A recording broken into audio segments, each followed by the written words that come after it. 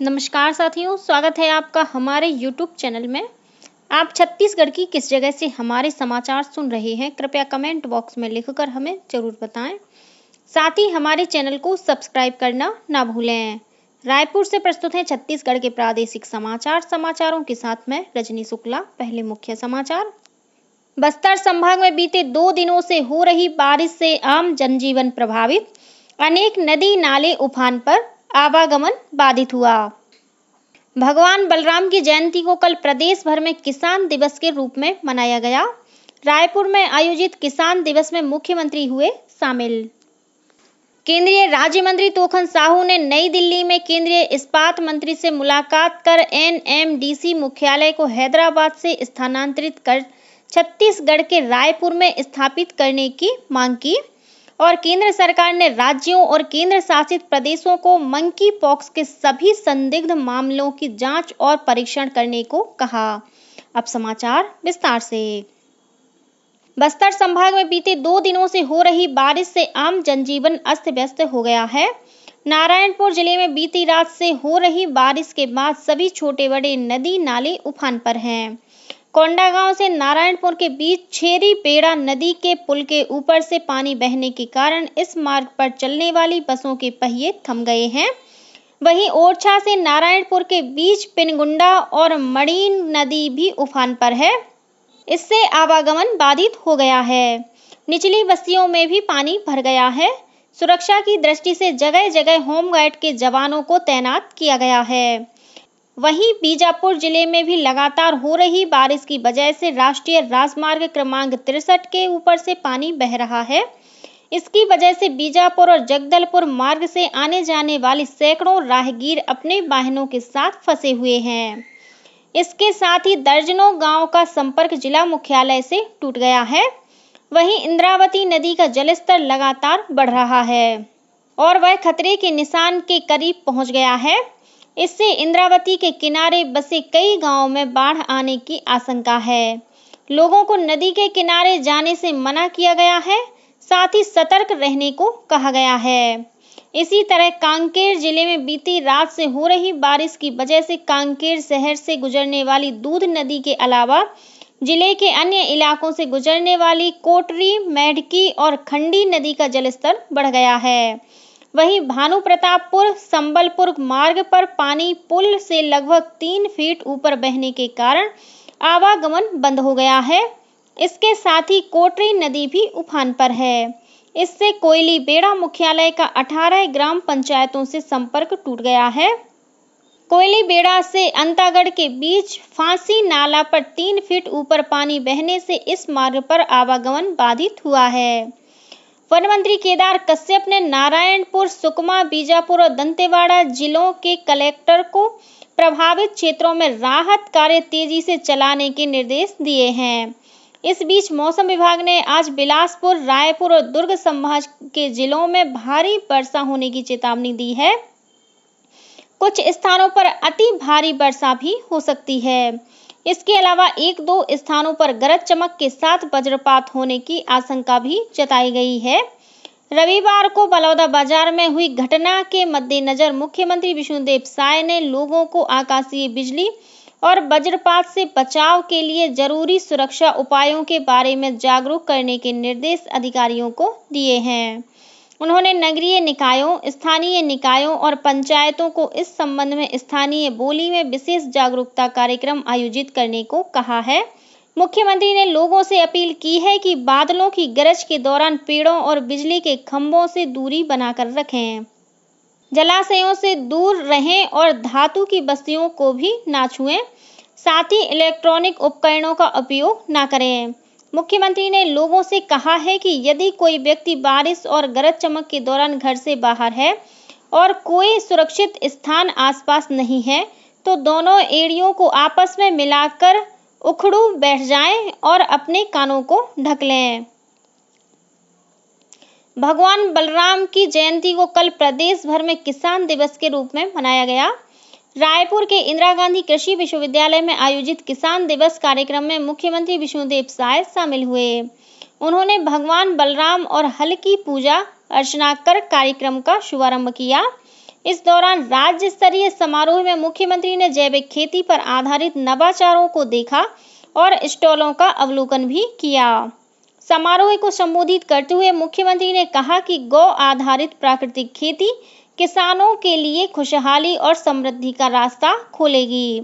जैविक खेती से जुड़कर धान के कटोरे के किसान समृद्ध होंगे। उन्होंने इस मौके पर भगवान बलराम की जयंती को हर वर्ष किसान दिवस के रूप में मनाने का आह्वान किया। कार्यक्रम में मुख्यमंत्री ने गौ आधारित जैविक और प्राकृतिक खेती करने वाले तथा इस क्षेत्र में किसानों को प्रेरित करने वाले उत्कृष्ट किसानों को सम्मानित किया। समारोह को अखिल भारतीय किसान संघ के दिनेश कुलकर्णी, कृषि मंत्री रामविचार नेताम और सांसद ब्रजमोहन अग्रवाल ने भी संबोधित किया। किसान दिवस पर प्राकृतिक एवं गौ आधारित कृषि विषय पर एक दिवसीय राज्य स्तरीय कार्यशाला भी आयोजित की गई। इस कार्यशाला में छत्तीसगढ़ के विभिन्न जिलों से आए 2000 से अधिक किसान शामिल हुए। इसी तरह प्रदेश के विभिन्न जिलों में संचालित 27 कृषि विज्ञान केंद्रों में भी कल बलराम जयंती पर किसान दिवस का आयोजन किया गया। प्रधानमंत्री नरेंद्र मोदी इस महीने की 29 तारीख को आकाशवाणी से प्रसारित होने वाले मन की बात कार्यक्रम में देश और दुनिया भर के लोगों के साथ अपने विचार साझा करेंगे। यह इस मासिक रेडियो कार्यक्रम की 114वीं कड़ी होगी। श्रोता इस महीने की 27 तारीख तक टोल फ्री नंबर 1800-117800 पर कार्यक्रम के लिए सुझाव भेज सकते हैं। इसके अलावा 1922 पर मिस्ड कॉल देकर SMS कर मिले लिंक से भी सुझाव भेजे जा सकते हैं। नरेंद्र मोदी ऐप या MyGov ओपन फोरम के जरिए ऑनलाइन भी सुझाव दिए जा सकते हैं। केंद्रीय राज्य मंत्री तोखन साहू ने कल नई दिल्ली में केंद्रीय इस्पात मंत्री HD कुमार स्वामी से मुलाकात की। इस दौरान श्री साहू ने केंद्रीय इस्पात मंत्री से NMDC मुख्यालय को हैदराबाद से स्थानांतरित कर छत्तीसगढ़ के रायपुर में स्थापित करने की मांग की। गौरतलब है कि NMDC लिमिटेड की अधिकांश इकाइयां छत्तीसगढ़ में हैं और पिछले 6 दशक से राज्य से अयस्क निकालकर बाहर भेज रही है। केंद्र सरकार ने राज्यों और केंद्र शासित प्रदेशों को मंकी पॉक्स के सभी संदिग्ध मामलों की जांच और परीक्षण करने को कहा है। केंद्रीय स्वास्थ्य सचिव अपूर्व चंद्र ने मंकी पॉक्स से संबंधित विश्व स्वास्थ्य संगठन की अंतर्राष्ट्रीय जन स्वास्थ्य आपात की घोषणा की। मंत्रालय ने अपने परामर्श में मंकी पॉक्स को लेकर जागरूकता बढ़ाने तथा लोगों में फैले डर को रोकने के लिए निवारक उपाय अपनाने पर बल दिया है। मंत्रालय ने वरिष्ठ अधिकारियों द्वारा राज्य और जिला स्तर पर स्वास्थ्य सुविधा विशेषकर जन स्वास्थ्य से संबंधित तैयारियों की समीक्षा करने का परामर्श भी दिया। जांजगीर चांपा जिले में 3 अलग-अलग घटनाओं में 2 महिला समेत 3 लोगों की मौत हो गई। पहली घटना बलौदा थाना क्षेत्र के सुल्तान नार गांव की है, जहां पर नाले में डूबने से एक महिला की मौत हो गई। वहीं दूसरी घटना मुलमुला थाना क्षेत्र के तागा गांव की है, जहां एक महिला तालाब में फिसलकर गिर गई, जिससे उसकी मौत हो गई। तीसरी घटना अकलतरा थाना क्षेत्र के कोटमी सोनार रेलवे स्टेशन के पास की है। यहां एक व्यक्ति के ट्रेन की चपेट में आने से मौत हो गई। उधर कोंडागांव जिले के बोरगांव के पास राष्ट्रीय राजमार्ग क्रमांक 30 पर कार और ट्रक के बीच टक्कर हो गई। इस दुर्घटना में कार चालक की मौत हो गई, वहीं कार में सवार अन्य 4 लोग घायल हो गए हैं। दुर्घटना के दौरान पीछे से आ रही स्कूटी सवार भी इस हादसे के शिकार हो गए और घायल हो गए। सभी घायलों को फरसगांव अस्पताल में भर्ती कराया गया है।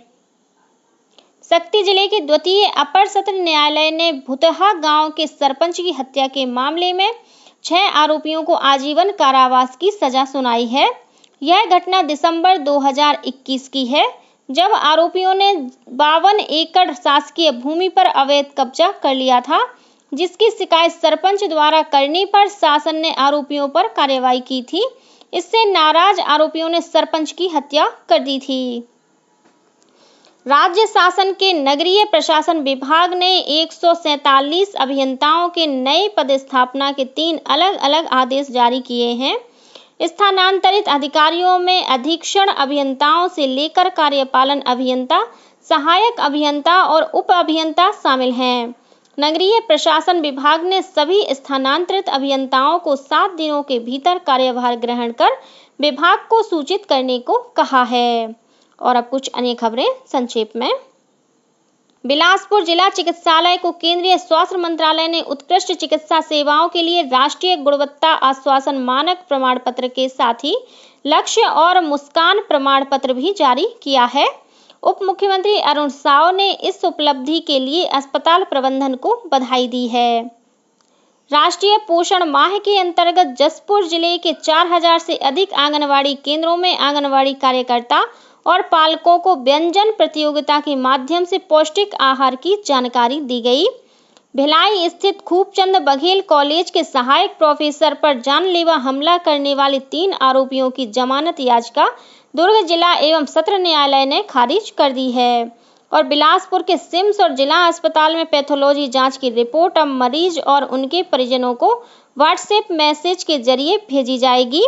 बिलासपुर कलेक्टर अवनीश शरण ने दोनों संस्थाओं के प्रबंधन को इस संबंध में निर्देश दिए हैं।